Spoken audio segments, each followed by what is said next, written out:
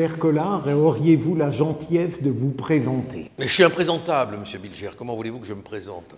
Quand on est député du Rassemblement Bleu Marine et du Front National, on n'est pas présentable, sauf pour près de 7 millions d'électeurs. Alors pour vous faire plaisir, je suis député du Gard. Le Gard, une région magnifique, ensoleillée, très belle, où il y a plein de traditions. Je suis secrétaire général du Rassemblement Bleu Marine et je suis rattaché, pour être objectif, au Front National. Et un peu avocat. Vous continuez à bien distinguer le Rassemblement Bleu Marine du Front National en ce qui vous concerne? J'avais tendance à vouloir le faire.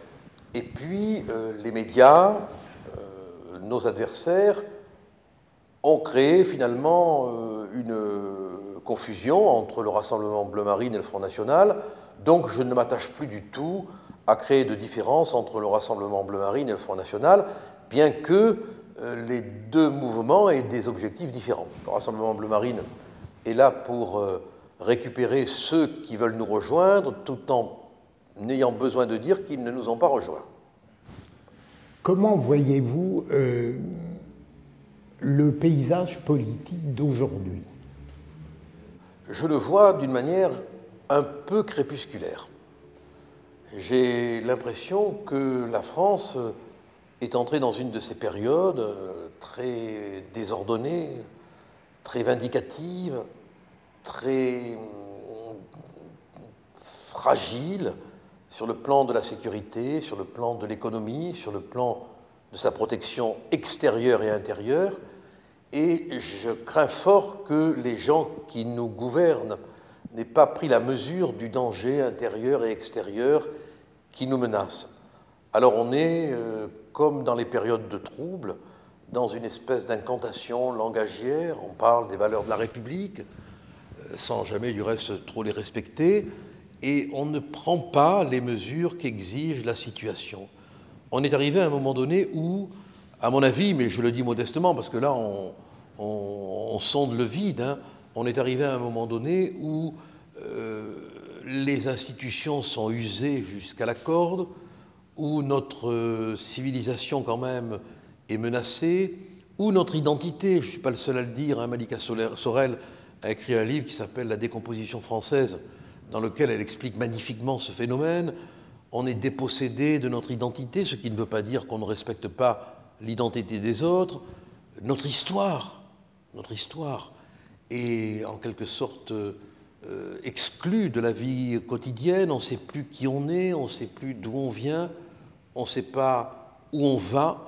C'est donc une de ces périodes très pénibles qui exigerait au gouvernail un homme ou une femme, ne soyons pas sexistes, d'État, au sens le plus régalien du terme.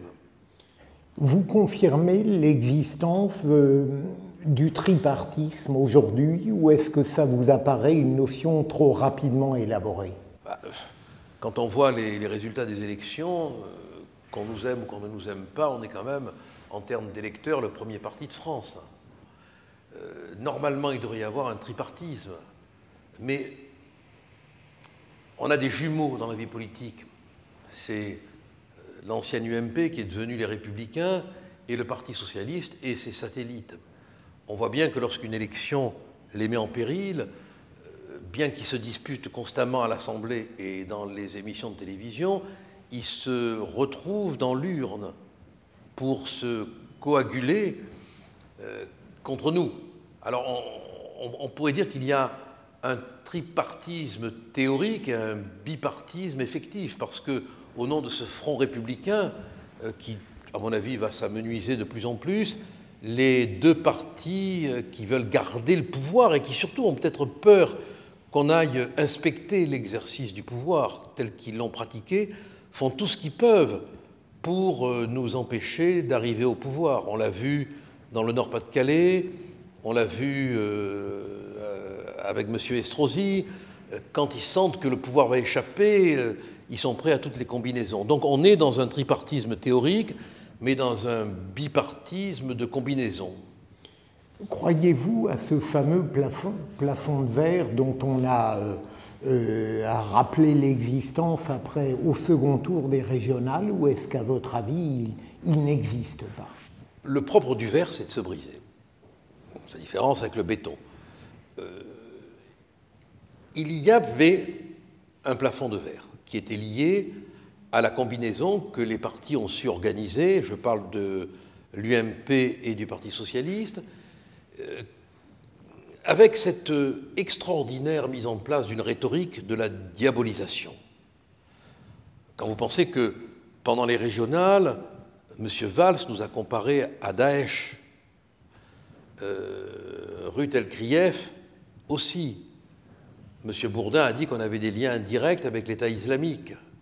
M. Cazeneuve s'est permis à l'Assemblée de dire que le tweet de Marine Le Pen et le mien, où nous montrions des images des horreurs de l'État islamique pour dire l'absurdité de cette comparaison, était une abomination, une horreur, un scandale. Bon. Donc, ils ont réactivé la diabolisation et ça a marché. Et ça a marché, il faut avoir l'objectivité de le reconnaître. Est-ce que ça marchera encore la prochaine fois? C'est à nous maintenant de travailler sur ce processus rhétorique de propagande d'une diabolisation qui est là pour permettre aux Tartuffes de se réunir. Parce que s'ils n'avaient pas le prétexte de la diabolisation, comment feraient-ils pour dire « on combine ensemble » ? Ils se déplacent dans le combinati. C'était un bateau qui transportait de la marchandise frauduleuse dans les années 40, je crois. Bon. Voilà.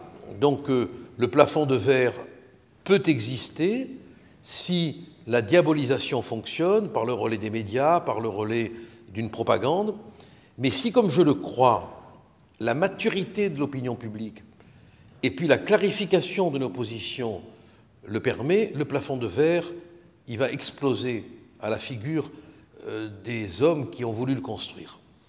Vous avez fait référence au fameux tweet, je dirais. Est-ce que ça n'était pas franchement une totale indécence d'avoir fait ça? Alors moi, je vais vous répondre très factuellement. On subit, c'est une question que je trouve honnête et nécessaire, on subit une agression de M. Valls qui nous compare à l'État islamique. Ma fille a failli aller au Bataclan le soir du drame. Du reste, j'ai connu l'angoisse du téléphone qui ne répond pas. Après, Mme Elkrief, qui s'en est expliquée du reste fort honnêtement, et je le lui ai concédé, a dit la même chose. Et puis, M. Bourdin a cru bon de dire qu'on avait des liens indirects avec l'État islamique. Qui peut penser une seconde que nous, qui avons été les premiers à mener le combat contre l'État islamique, nous pourrions avoir des liens avec ces assassins? Et quand M. Bourdin a dit que nous avions des liens, moi j'ai fait un tweet, je vous le cite. Bourdin nous compare à l'État islamique, nous compare, pour un juriste que vous êtes, ce mot a son importance. Le choc des bobos et le poids des photos. Je crois que je suis clair, non? Quand je dis qu'on nous compare, comment peut-on me soupçonner d'avoir organisé un acte d'incitation au terrorisme envers des mineurs? Parce que le texte qui nous vaut des ennuis judiciaires concerne les mineurs, lesquels, du reste, doivent, pour s'abonner à mon compte Twitter, avoir l'autorisation de leurs parents. N'y a-t-il pas quelque chose qui vous choque, M. Bilger? Et là, je parle aux magistrats. On est quand même dans une démocratie. À l'ancien magistrat. À l'ancien magistrat, mais quand on a été un grand magistrat, il y a l'ombre quand même de la toge qui plane. Est-ce normal qu'un ministre de l'Intérieur, en plein Parlement, dise qu'il va saisir sa police, non pas le procureur, mais sa police? L'article 40 du Code de procédure pénale dit qu'on doit saisir le procureur. Vous imaginez, même si par la suite le procureur a rattrapé le coup, l'impression que cela exerce sur les policiers qui vont enquêter, la violation de nos droits que ça représente, l'atteinte à nos droits à notre liberté d'expression, c'est pas fini. Monsieur Cazeneuve va avoir bientôt une surprise. Parce que moi, je considère qu'il a violé la loi. Je considère que lorsqu'on est ministre de l'Intérieur, on ne gomme pas l'échelon du procureur. Et il l'a fait. Et il l'a fait. Alors, il n'y a que dans les régimes totalitaires que le ministre de l'Intérieur saisit sa police, pas dans une démocratie. Et contre un député national et contre un député européen. Cela n'a choqué personne. Il n'y a pas un juriste qui s'est ému. Ça a été dit devant la représentation nationale qu'il allait saisir sa police. Bon. Moi, je trouve que ce n'est pas normal. Et s'il l'avait dit pour un membre du Parti communiste ou pour un membre des Républicains, je m'en serais indigné. J'aimerais que l'avocat jette un coup d'œil sur le député et sur le Front national. Comment expliquez-vous que cette répudiation morale continue à fonctionner à plein au détriment de ce qu'on pourrait nommer une contestation politique classique? Comment expliquez-vous qu'elle marche aussi bien encore? Alors vous pensez bien que la question, je me la suis posée. Vous pensez bien que la question, je me la pose.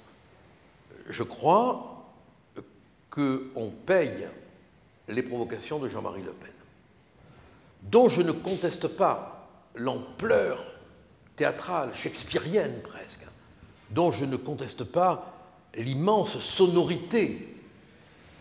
Mais pour être dans la provocation, il est allé trop souvent trop loin.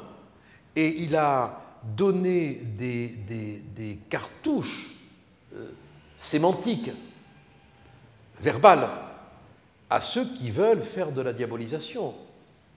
Alors enfin, d'ignorer que cette période est terminée, que Jean-Marie Le Pen a été exclu du mouvement. On ne le met même pas à notre crédit. Comme si le Parti communiste était encore rattaché à Torres, qui avait déserté pendant la guerre, qui avait été frappé du reste d'indignité nationale, et puis qui est revenu à la faveur de la libération, rappelé dans sa servilité, parce qu'il le tenait bien par le général de Gaulle. Enfin, d'ignorer que le Parti communiste a connu le goulag. Enfin, d'ignorer que le Parti communiste a connu le totalitarisme. Et aujourd'hui, on accepte que le Parti communiste, et c'est vrai, ait changé. Nous, on n'a pas le droit à l'évolution.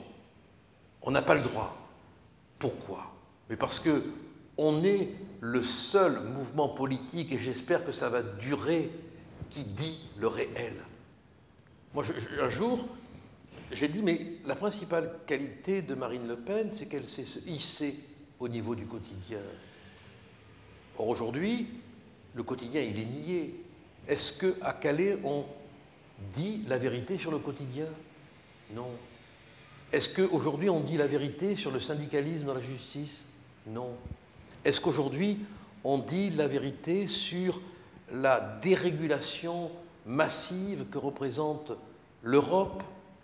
Est-ce qu'on dit la vérité aujourd'hui sur la porosité des frontières que nous avons dénoncée depuis toujours et qui commence à peine maintenant à être prise en compte puisque Schengen est quasiment mort? Non. Nous, on dit le réel. Et ça, c'est insupportable. Ça dérange le confort mental, la tranquillité intellectuelle. Oui, on dit le réel et on doit continuer, quoi qu'il nous en coûte. Et ça nous coûte les poursuites, les contrôles, les investigations. Vous ne pouvez pas imaginer à quel point on est ciblé. Mais c'est la France qui doit être sauvée. Et il n'est pas de bons médecins qui ne disent pas la vérité aux malades. Nous, on dit la vérité et c'est insupportable. Est-ce qu'il y a des militants du Front National, des nostalgiques peut-être du pétinisme, voire des néo-fascistes, néo-nazis, dont la cohabitation est douloureuse pour vous? Mais ils partent, mais ils s'en vont. Moi, j'étais à Romans avant-hier, pardon.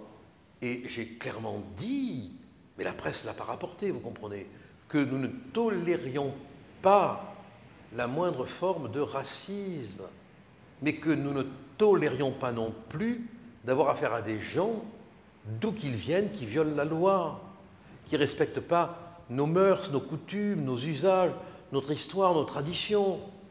Mais je l'ai dit très clairement, j'ai même dit que s'il avait dans la salle quelqu'un qui avait des idées racistes, il fallait qu'il parte. Mais bien sûr, si j'avais dit le contraire, on l'aurait repris.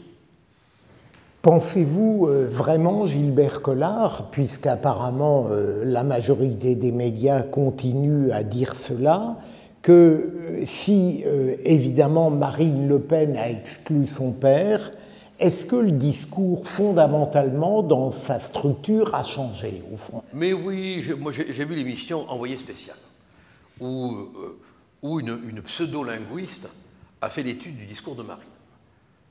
Elle n'a pas tenu compte du contexte et du cotexte. Elle n'a pas tenu compte du signifié et du signifiant. Elle n'a pas tenu compte du rôle de ce qu'on appelle en linguistique l'actant, c'est-à-dire la place du parlant dans le discours. Si on fait une étude sérieuse, la preuve du reste, c'est que la plupart des partis politiques reprennent ce qu'on dit. La déchéance de nationalité, on le prônait. La suppression de Schengen, on le prônait. La déchéance de la binationalité pour les terroristes, on le prônait, etc., etc., etc. L'euro, il est quand même bien mis en question aujourd'hui. L'Europe, telle qu'elle est, elle est quand même bien mise en question. Bon. Mais quand c'est nous qui le disons, comme on dérange l'establishment, on dérange ces gens qui se recasent entre eux, l'arme de la diabolisation est utilisée. Mais c'est un peu ce que faisait la droite contre le Parti socialiste. Rappelez-vous, avant Mitterrand, si les socialistes arrivaient au pouvoir, on allait avoir les chars place de l'Étoile, ça allait être le retour au Front populaire, on allait avoir des soviets dans les usines. Et puis il y a eu l'image de Mitterrand, tout près d'une église, avec un clocher. Et c'était la force tranquille. Voilà. Et la diabolisation s'est terminée. Alors, toute diabolisation, qui est une construction rhétorique, elle s'épuise. Sans sous-estimer les rapports de force et les tensions dans les autres partis, croyez-vous à ce dont on se délecte depuis quelques mois, voire depuis que Philippot, Marion Maréchal Le Pen, Marine Le Pen et peut-être vous-même, Gilbert Collard, est-ce qu'il y a véritablement des tensions, des familles, des clans au sein du Front National? Est-ce que c'est une lutte de pouvoir? C'est une confrontation d'idées? Est-ce que ça risque de le faire éclater ou non? Ah non, mais il n'y a strictement aucun danger dans la mesure où Marine est élue à la tête du mouvement. Et nous n'avons pas de primaire qui finalement constitue une espèce de détérioration des candidats pour moi. Hein. Donc il n'y a pas de contestation du leadership. Maintenant, ce qui est très propre au mouvement, c'est que peut-être pour des raisons qui tiennent à une espèce de classicisme intellectuel, on débat. On débat. Mais on ne débat pas avec l'idée que celui qui n'est pas d'accord avec nous est un ennemi. Florian Philippot ne fait que répéter ce que dit Marine. Il est le porte-voix de Marine. Bon, quand Philippot s'exprime, c'est qu'il a reçu instruction de Marine de dire ce qu'il dit. C'est le porte-voix, comme je peux l'être, avec peut-être encore plus de liberté que lui, parce que moi, je peux parler en mon nom, alors que lui, il parle au nom du mouvement. Bon. Ensuite, il n'est pas plus le numéro 2 que Louis Alliot, que Marie-Christine Arnautu, ou que tant d'autres. Hein. Donc, c'est aussi ça un phénomène qui est mis en place par une certaine presse pour travailler l'idée qu'on aurait des dissensions, des conflits, ce qui n'est pas le cas. Mais on débat, mais c'est vrai qu'on débat. Si vous pouviez assister à un bureau politique, vous seriez étonné de voir à quel point il y a une liberté de discussion. Vous ne voyez pas donc de risque dans cette divergence qui semble fondamentale sur le rôle de l'État, par exemple entre Filippo et Alliot, non? Mais c'est pas une divergence qui est grave de conséquences, dans la mesure où, de toute manière, on se rallie au panache bleu marine, nous. Bon. Donc, ce qui est du reste une chance, parce qu'on peut discuter. Je vous donne un exemple. Moi, je peux ne pas être d'accord sur la sortie de l'euro. Bon, je peux penser qu'il faut d'abord réformer l'Europe, la ramener à une dimension d'Europe des nations, avec les respects culturels, avec les respects des frontières, avec les respects des souverainetés judiciaires, politiques, économiques, et dire que l'euro, après, on va en discuter pour en sortir, s'il ne nous sort pas. Mais si on décide qu'on sort de l'euro, on a débattu et la décision a été prise. Je n'ai qu'à la respecter. Ça, c'est une richesse chez nous, je vous assure. Pourquoi? Parce qu'on fait passer l'idée de l'intérêt du pays avant tout. Quand on se réunit, on se dit on est là dans l'intérêt de la France. Marine le dit chaque fois, on est là dans l'intérêt de la France, oubliez vos égos, oubliez-vous, ne pensez pas aux carrières, on est là dans l'intérêt de la France, on est là pour servir, voilà. Toutes nos réunions, ces deux principes sont évoqués, l'intérêt de la France et servir. Servir, c'était quand même la devise des Capétiens. Est-ce que, depuis ces dernières semaines, à la suite peut-être des échecs au second tour, il semble que le Front National s'apprête à faire une révision de sa politique économique et financière, si j'ai bien lu. Est-ce que ça ne démontre pas la légèreté avec laquelle il a élaborer sa première politique économique et financière, à votre avis? Oui, je crois que l'intelligence politique, c'est de ne pas faire l'âne qui, d'après Montaigne, témoignait de la plus grande preuve de bêtise parce qu'il ne recule jamais. Bon. Les circonstances commandent. Les circonstances commandent. Si l'environnement circonstanciel exige des adaptations, ça serait folie que de vouloir rester dans des définitions anachroniques. L'anachronisme aujourd'hui, à la vitesse où vont les choses, pouvant survenir en un quart d'heure, voire en une heure. C'est la raison pour laquelle on va se réunir, pour discuter du contexte, de la réalité, et voir si nos propositions politiques et économiques sont en phase avec la réalité des menaces économiques, politiques, sécuritaires. On doit constamment s'adapter à un monde qui va à une vitesse impressionnante, impressionnante. Bon. Et c'est le but de notre réunion, mais tout simplement. Peut-être qu'on va sortir de cette réunion en retournant aux fondamentaux. Ce n'est pas exclu. Donc l'inspiration n'est pas uniquement de rassurer un petit peu un certain électorat, peut-être d'un certain âge, qui est effrayé par les perspectives qu'il devine dans la politique économique et sociale du Front National. Si nous considérons que l'intérêt du pays est de sortir de l'euro, au risque de perdre une élection, nous resterons fidèles à nos engagements.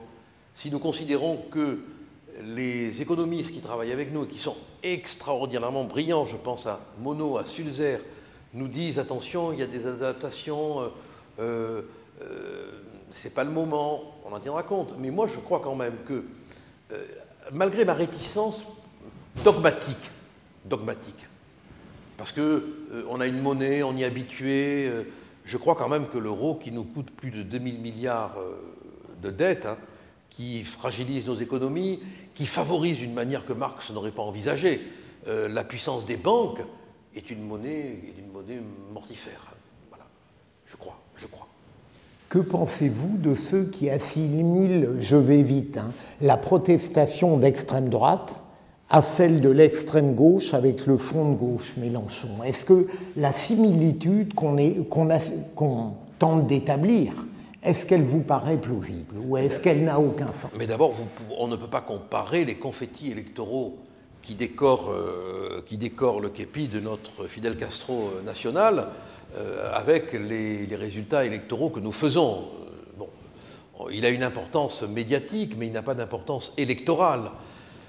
Nous avons des différences fondamentales avec le Front de gauche. On n'est pas collectiviste, on n'est pas internationaliste, on n'est pas immigrationniste, on n'est pas étatiste, au point où ils le sont.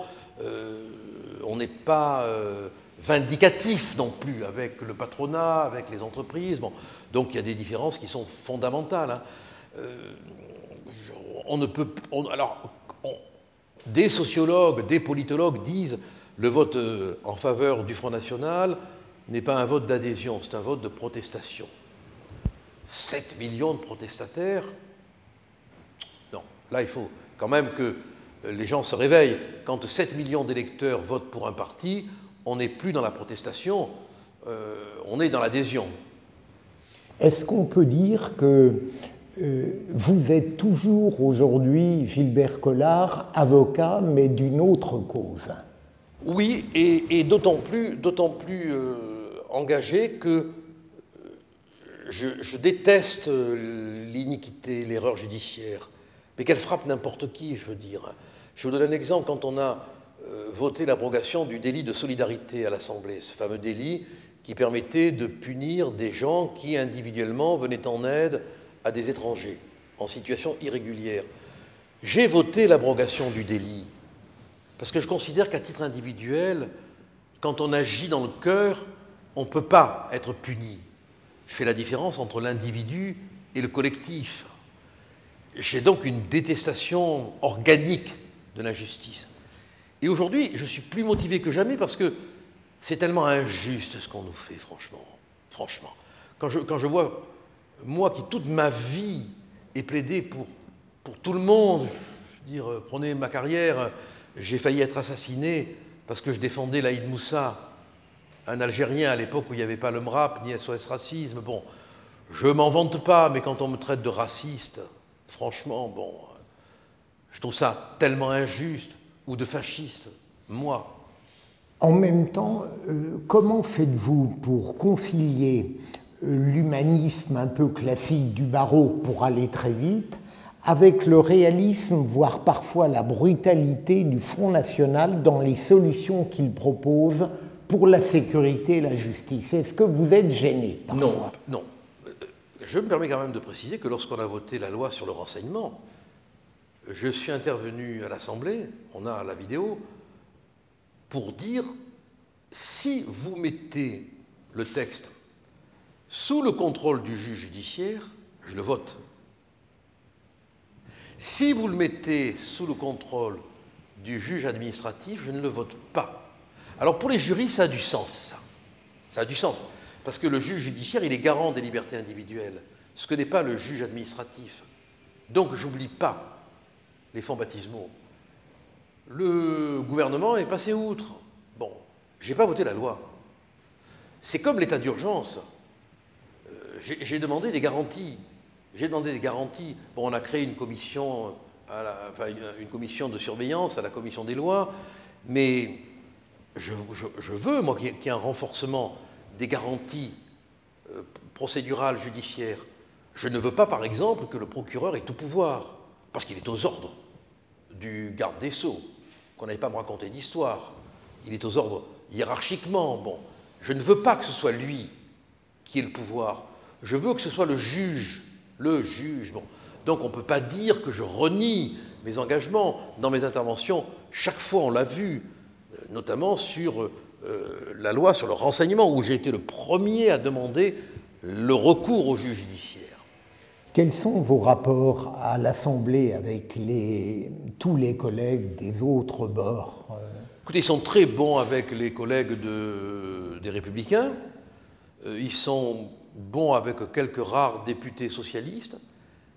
Pas avec tous, parce qu'ils nous mettent en quarantaine. Ils ont l'impression de gagner en perfection morale en ayant l'audace de ne pas nous saluer. Encore aujourd'hui. Ah oui, mais vous comprenez, ils ont besoin de se vacciner, ils ont besoin de se faire des transfusions de courage. C'est tellement courageux de croiser un député, de tourner la tête. On est Jean Moulin, on est héroïque, on est monté sur la barricade de l'impolitesse. Le soir, on peut se dire, je suis un compagnon de la libération, j'ai résisté. Moi, je les salue, j'opine de la tête. Voilà, et je m'en fous, à dire vrai. Est-ce que vous avez, sans aucune vanité, Gilbert Collard, le sentiment tout de même que vous disposez d'un outil assez exceptionnel au sein d'une classe politique qui a perdu, j'ose le dire, l'aptitude à la parole? Ah, complètement, ça je peux vous le confirmer. À votre avis, comment ressentez-vous cette supériorité que vous avez? Elle me permet d'exister en n'ayant pas les moyens. Voilà. La force de la parole a un impact, et vous n'avez qu'à voir à la Chambre mes interventions. Je le dis avec modestie, parce qu'on va encore me traiter de prétentieux, elles sont très écoutées. Vous sentez cette différence, tout de même, oui, sur le plan de l'oralité? Ah mais oui, c'est bien évident. C'est bien évident. Moi, jamais aucune de mes interventions n'a été reçue dans l'indifférence. Hein. Bon, parfois, ça provoque des hourvaries, des cris, des insultes, mais tant pis, tant mieux. Ça, c'est fait pour nous donner le goût du vent, hein, le goût de la tempête. Mais c'est vrai que et je déplore entre nous que la parole n'ait plus sa place dans le débat. Justement, j'allais vous demander pourquoi, à votre avis, l'éloquence parlementaire, même pas la superbe éloquence parlementaire d'antan, mais pourquoi aujourd'hui elle n'existe plus? Mais elle n'existe plus parce que l'art de s'exprimer, l'art de bien parler est un humanisme. Je ne vais pas faire un cours d'histoire, mais quand même, il ne faudrait quand même pas oublier que celui qui a inventé le mot humaniste, c'est Cicéron. C'est Cicéron. Bon.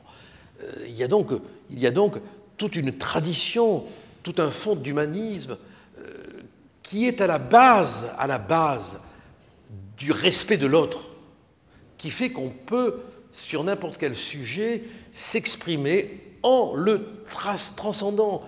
C'était quoi l'humanisme pour Cicéron? C'était la capacité de hisser le quotidien à l'universel. Voilà. Un homme qui meurt, pour moi, par exemple de froid ou de faim, c'est pas un fait divers. C'est un drame qu'il faut élever à l'échelle de l'humanité. Parce que cet homme, c'est l'humanité. Or, nos députés, quelle que soit leur qualité, quelle que soit leur gentillesse, sont des chevaux électoraux. Voilà. Vous ne croyez pas à la disparition de la culture générale pour expliquer le déclin de la parole? C'est ce que je vous dis, parce que quand je parle d'humanisme, je parle de culture générale, je parle de... Écoutez, entre deux êtres, qu'est-ce qui fait le pont? C'est la parole. Si elle s'amenuise, si elle perd ses vibrations reliées à l'histoire, reliées à la culture générale, qui est un code dans lequel on se retrouve et qui a disparu, même devant les tribunaux. Il y a des citations qu'il ne faut pas faire, elles ne sont pas comprises. Le code fondamental qui faisait qu'on se comprenait, il est mort. Et pourquoi je me bats pour un enseignement différent, un effort pour faire monter les jeunes des banlieues vers la culture au lieu que de faire descendre la culture à eux? C'est parce que si nous perdons ce code de communication, on perd le code du respect de l'autre. Parler à quelqu'un, mais c'est le respecter fondamentalement, sinon pourquoi on chercherait à le convaincre? Pourquoi on lui parlerait? Et ça, c'est mort. C'est en train de mourir. Il n'y a plus que la télé où on parle dans un style télégraphique, avec des journalistes qui n'ont comme souci que d'exister plus que celui qu'ils interviewent, ce qui n'est pas le cas en ce moment et ce qui est rare. Que pensez-vous de Christiane Taubira, de sa politique pénale, de l'obsession de François Hollande de la maintenir et de son désir acharné de demeurer en place? Alors bon, moi je pense que Mme Taubira, que j'ai toujours traitée avec respect, a complètement désarmé la justice. Sa contrainte pénale est une folie, du reste pratiquement pas utilisée. Les mesures qu'elle a prises n'ont fait que encombrer de travail paperassier les tribunaux. Elle aura fait un mal terrible au code pénal et à la procédure pénale et au droit civil et au droit en général. Parce qu'elle a fait de l'idéologie et non pas du droit. Pourquoi François Hollande ne s'en sépare pas? Je vais vous donner mon explication. Elle est un peu vulgaire. Il a peur de l'avoir dans les pattes à la présidentielle, c'est tout. C'est Madame 2%. Mais l'élection, elle va se jouer sur combien de pourcentage? 2, 1 peut-être? Et il ne veut pas l'avoir dans les pattes à la présidentielle. Alors, s'il exfiltre du ministère de la Justice, il faut qu'il lui trouve une place qui ne lui permettra pas d'être candidate à l'élection présidentielle. Parce qu'en plus, avec son extrémisme, avec son jusqu'au boutisme, elle séduit l'extrême gauche. Alors, quand on pense qu'on a un ministre qui va devoir soutenir le texte sur la déchéance des binationaux, ce qui me paraît une nécessité absolue, même dans le principe symbolique, et qu'elle est contre ce texte, eh bien c'est une première dans l'histoire de la Ve République, de voir un ministre qui va soutenir un texte auquel il ne croit pas. Elle ne soutiendra pas, d'ailleurs. D'ailleurs, elle ne le soutiendra pas, mais elle est quand même là pour le mettre en application. Vous, mieux que moi, le savez. Et c'est quand même paradoxal de voir qu'un ministre va devoir mettre en application un texte auquel il n'adhère pas. Comment êtes-vous perçu dans le milieu du barreau, Gilbert Collard, depuis que vous êtes député? Déjà qu'on ne me met pas avant que je sois député, parce qu'il y a une vieille jalousie dans le barreau, vous savez bien. C'est un univers de cocottes. Hein. Alors maintenant qu'ils sont devenus des cocottes médiatiques, c'est terrible, quoi. Bon, hein. C'est un peu vrai dans le monde politique aussi. Hein. Il y a des jalousies médiatiques. Bon, je crois que cette question, il faut la poser aux autres. Hein. Bon, je sais que même les gens qui ne m'aiment pas trop reconnaissent que j'ai un petit talent qui m'a permis de me faire le nom que j'ai, mais je n'ai jamais été, mais jamais, très jalousé. Les gens sont polis avec vous? Oui, oui, oui. J'ai toujours été accueilli avec beaucoup de courtoisie par les magistrats, qui se montrent beaucoup plus républicains que les députés. Bon, une fois je suis tombé sur un magistrat du syndicat de la magistrature qui a cru faire le malin, il ne l'a pas fait longtemps. C'est dommage, parce que le juge, quand même, il doit être au-dessus de tout ça. Bon. Mais sinon, vraiment, j'ai toujours eu un accueil dans tous les tribunaux, même auprès de magistrats de gauche. C'est important de le dire, très courtois. Et j'ai même vu des magistrats rappeler à l'ordre des avocats qui se permettaient de dire le député, par exemple. Bon. Mais sinon, je dois reconnaître, pour être très, très franc, que j'ai toujours eu un accueil parfaitement chaleureux. Même parmi les avocats, à part un ou deux cons, mais ça, il y en a partout. Vous n'avez jamais peur, quand vous allez dans l'espace médiatique, compte tenu, je dirais, du préjugé assez général qu'ont tel ou tel les journalistes, vous y allez avec allégresse pour débattre, ou vous avez parfois une forme d'inquiétude, voire de timidité, en craignant le conflit, l'affrontement, voire le pire? Sur mon téléphone, l'image d'accueil, c'est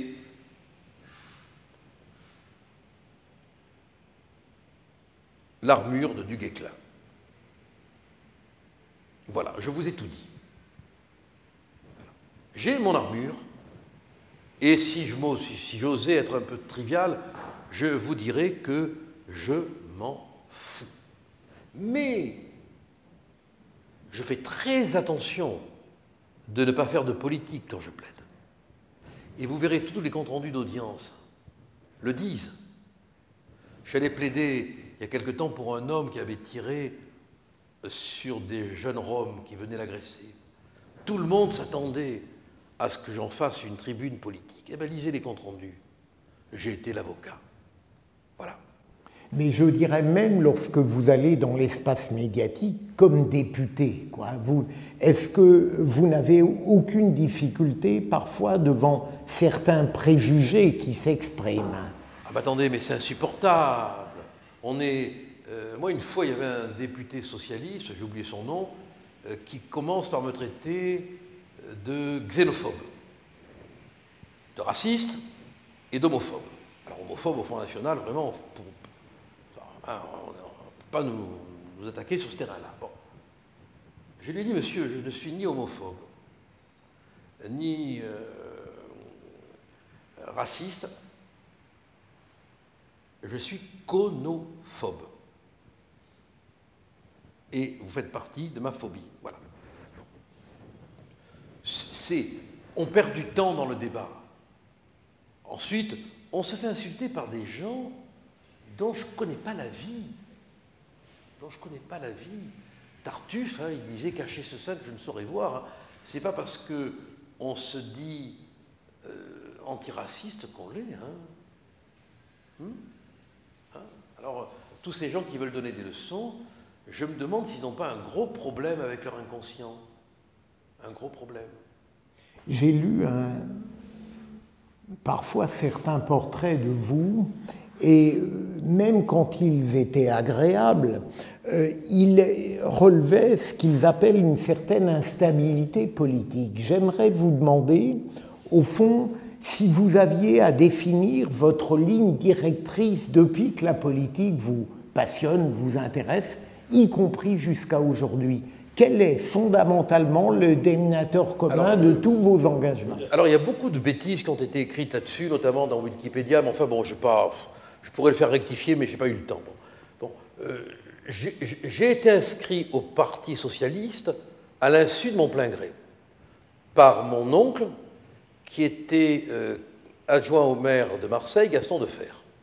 J'ai appris à l'âge de 20 ans que je militais depuis l'âge de 16 ans, parce qu'ils avaient besoin de cartes pour les votes, et donc c'était la bonne aubaine de faire inscrire le neveu. J'ai adhéré au Parti socialiste parce que j'avais lu Jules Vallès, parce que j'avais lu Jaurès, parce que son assassinat, rue du Croissant, m'avait bouleversé, parce que j'avais lu Les Hommes de bonne volonté. Bon voilà, c'est une adhésion littéraire. Et puis, j'ai tout de suite adhéré au mouvement rocardien. Et j'ai continuellement milité contre l'Europe, pour la nation. J'ai failli rejoindre à un moment donné Chevènement, qui m'avait du reste approché. J'ai déjeuné avec lui et Max Gallo. C'était non loin du Panthéon. Je me rappelle très bien. Et puis, Madame Carlotti, me voyant arriver d'un mauvais œil, s'est débrouillée pour que je sois marginalisé. Et je m'en suis foutu parce que moi, il n'y avait que mon métier qui comptait. Quand j'ai appris que Bernard Tapie rejoignait François Mitterrand, j'ai, dans une tribune intitulée « Comment peut-on être socialiste si Bernard Tapie l'est ?», quitté le Parti socialiste. Après, je me suis réfugié au Parti radical, valoisien, qui a eu la gentillesse d'appeler à voter contre moi dans une élection municipale. Mais là encore, j'étais contre l'Europe. Je veux dire, vous pouvez prendre toutes mes interventions, il y a une continuité. J'avais même défendu le Front National lors de l'affaire de Carpentras. Ce qui m'a valu, du reste, à partir de ce moment-là, d'être maltraité par les médias. J'ai commencé à être maltraité, brocardé, à partir du jour où j'ai dit « le Front National n'est pas impliqué dans l'affaire de Carpentras ». Ce mensonge d'État. Voilà. Ça a commencé là. Et c'est à partir de là que j'ai commencé à réfléchir à ce que c'est qu'un parti sur lequel on peut faire des mensonges d'État. Et puis, quand Marine m'a demandé de la rejoindre, parce que c'était Marine, parce que je la connais depuis qu'elle a 17 ans, parce que je la connais dans des moments qui ont été douloureux pour elle, je savais qui elle était. Et comme, par-dessus toutes les idées, j'aime mon père et j'aime la France. Voilà. J'appartiens à une famille qui a versé beaucoup de sang pour la France. Beaucoup, beaucoup. Et j'ai mal, profondément mal, à l'idée que je me fais de la France. Voilà. C'est une idée, pas une idée gaulliste, hein, non, c'est une idée historique, c'est une idée architecturale, c'est une idée culinaire, c'est une idée forestière, c'est une idée de chemin, c'est une idée de chanson, c'est une idée qui est pour moi un supplément d'âme. Voilà. Et je ne veux pas l'abandonner. Et j'ai l'impression que les républicains ne font rien pour cette France et que les socialistes la détruisent. Donc votre présence agissante au FN, Gilbert Collard, n'est pas une sorte d'énième opportunisme ou provocation d'un être très agile intellectuellement, mais vous me la définissez comme une passion qui, au fond, n'est pas étrangère à toute votre vie. Mais non, mais si vous regardez... Je me rappelle d'une émission, c'était il y a très longtemps, hein, c'est en 2005 je crois, hein, où j'avais un débat avec Madame Voynet sur l'Europe. Regardez-le. Je suis contre l'euro, je suis contre l'Europe telle qu'elle est conçue, je suis contre la porosité des frontières. Mais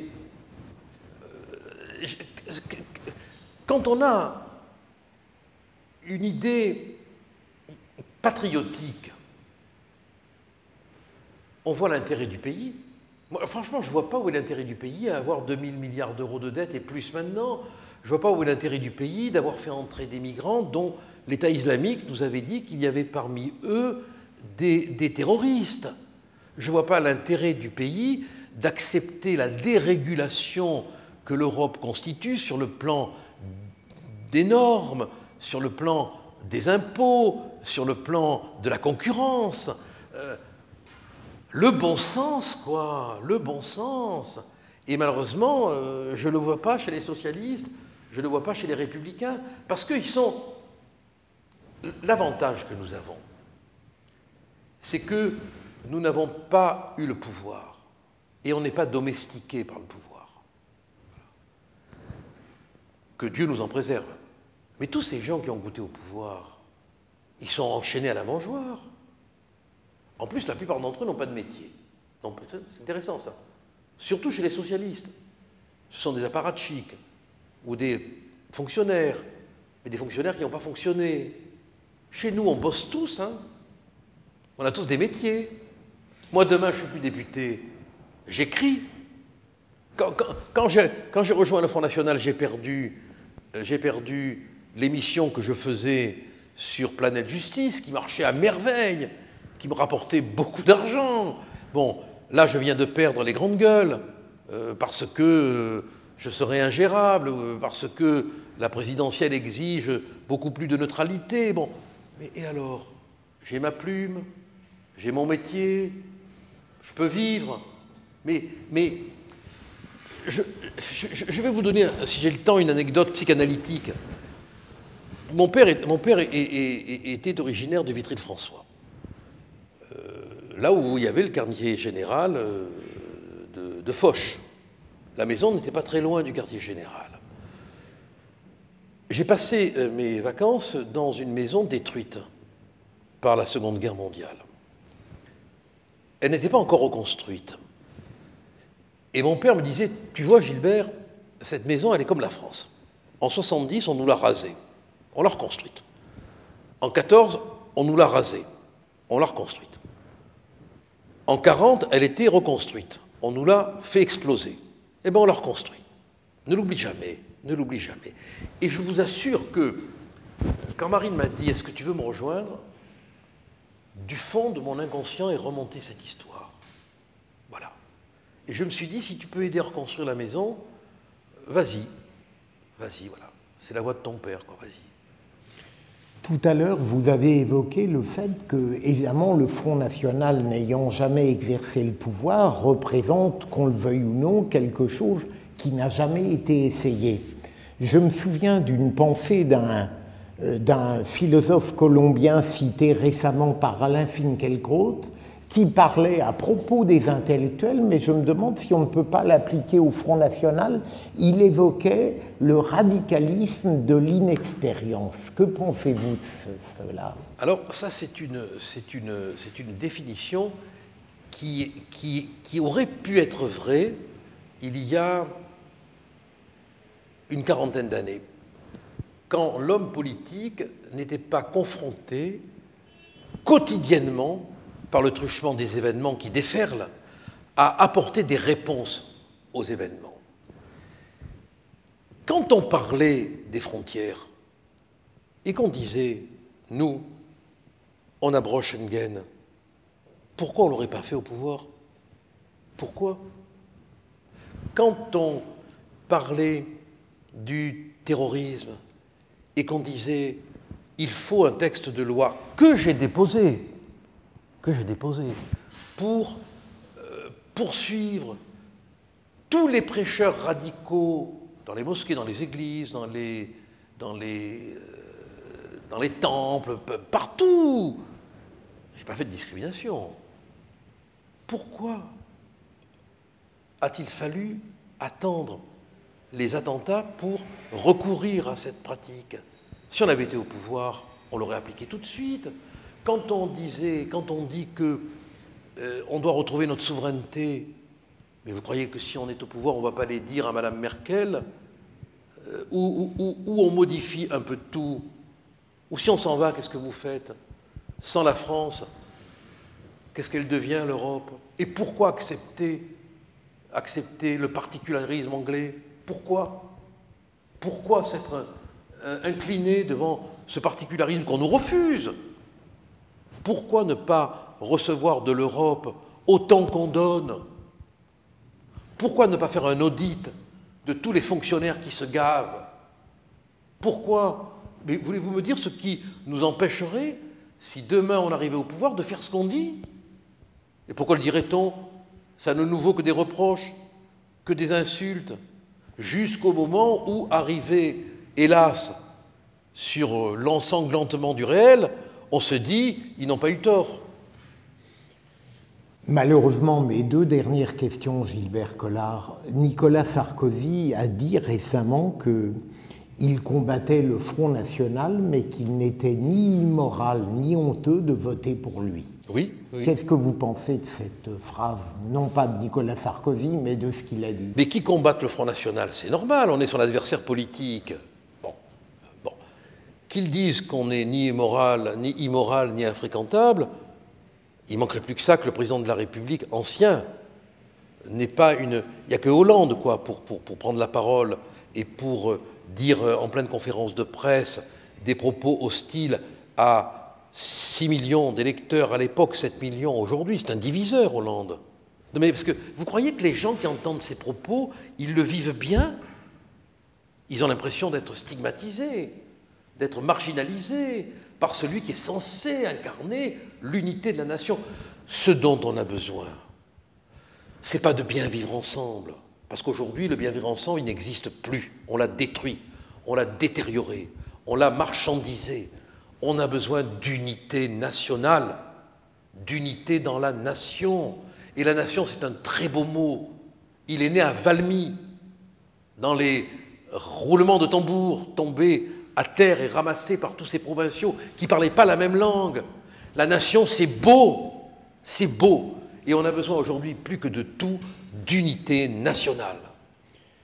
Quand Gilbert Collard a le temps de se reposer un petit peu, de se pencher sur lui-même, quelle opinion a-t-il de lui? Est-ce qu'il est fier? Est-ce qu'il est navré? Est-ce qu'il veut mieux faire? Est-ce qu'il pense à son passé? Est-ce qu'il s'assigne un avenir? Est-ce qu'il considère qu'il est honorable ou décevant? Mais on est tout ça à la fois. Bon, il faut être... Vous savez, il y a un psychanalyste que j'aime beaucoup, qui est peu connu, c'est dommage, qui, à mon avis, a beaucoup apporté à Freud, c'est Grodek. Il a écrit le livre du ça. Et dans cet ouvrage, il dit qu'il a tellement ri des autres qu'il est ravi quand on rit de lui. Alors moi, franchement, j'attends le jugement dernier parce que j'y crois, pour être jugé sur la réalité de ce que je suis. J'ai des bons moments, j'en ai de très mauvais. J'ai des secondes héroïques, j'ai des secondes minables. J'ai des franchises courageuses, j'ai des fuites lâches. Mais je sais que s'il y avait un moment décisif, pas pour moi, mais pour tous ceux qui m'ont précédé, oui, je ne céderai pas. Alors on dirait, il a été héroïque, non, j'aurais été filial. Merci beaucoup. Mais c'est moi qui Collard.